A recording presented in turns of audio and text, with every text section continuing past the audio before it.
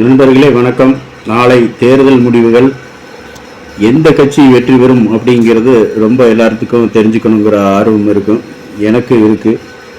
ஆனால் எனக்கு ஒரு 2 வருஷத்துக்கு முன்னாடியே 24/4/2024 சிவன்மலை ஆண்டவர் உத்தரவு பெட்டியில் வேல் வச்சு பூஜையாச்சு. அதை வச்சு ஆய்வு பண்ணி பார்த்ததில் திமுகவுக்கு அடுத்த கட்சியாக விஜய் கட்சி, தமிழ்நாடு வெற்றி கழகம் வரப்போகிற மாதிரி தான் அதில் அந்த உத்தரவில் காட்டியிருக்கு. அதே மாதிரி இந்த முறை தமிழக வெற்றி கழகம் தான் வெற்றி பெறும். அது என்னால் தனிப்பட்ட முறையில் என்னால் நம்ப முடியல. ஆனால் சிவன்மலை உத்தரவு பெட்டியில் வந்திருக்கிற இதைப்படி பார்த்தோம்னா, பழங்காலத்தில் அதாவது 1000 வருஷத்துக்கு முன்னாடி ராஜராஜ சோழன் 13 தலைமுறை நாட்டை ஆண்டிருக்காங்க. அதுக்கப்புறம் அவங்களால ஆட்சி ஆள முடியாமையோ ஏதோ ஒரு காரணத்தில் 2வது விஜய பேரரசு கிட்ட ஒப்படைக்கிறாங்க. அப்படி பார்த்தோம்னா ராஜராஜ சோழன் 13 தலைமுறை ஆண்டிருக்காரு. அதே மாதிரி திமுகவும் பார்த்தீங்கன்னா, திமுகவோட குடும்பம் ராஜராஜ சோழனோட அதாவது போன ஜென்மத்தில் ராஜராஜ சோழனாக இருந்தவங்க இந்த முறை கலைஞருங்கிற அவதாரம் எடுத்து இந்த போன தடவை செஞ்ச புண்ணியங்களுக்காக இந்த தடவை நாட்டை ஆளுகிற வாய்ப்பை கொடுத்துருந்தாங்க. நிறைய புண்ணியங்களை செஞ்சிருந்தா திமுகவை யாராலையும் அழிக்க முடியாது.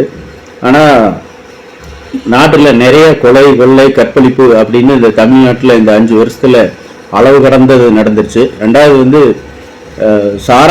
சாராயம் விற்றதும் நம்ம திமுக அரசு சாராயம் வித்துட்டு இருந்தது.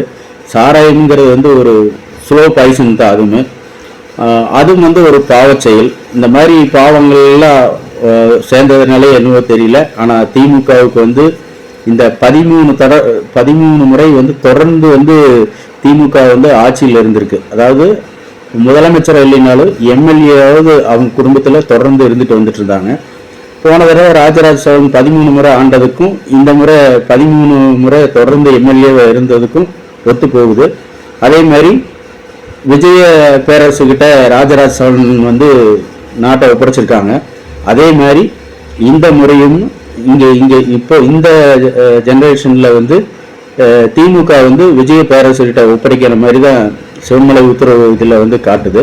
100க்கு 100 கண்டிப்பாக தமிழக வெற்றி கழகம் வெற்றி அடையும் அப்படிங்கிற மாதிரி தான் தோணுது.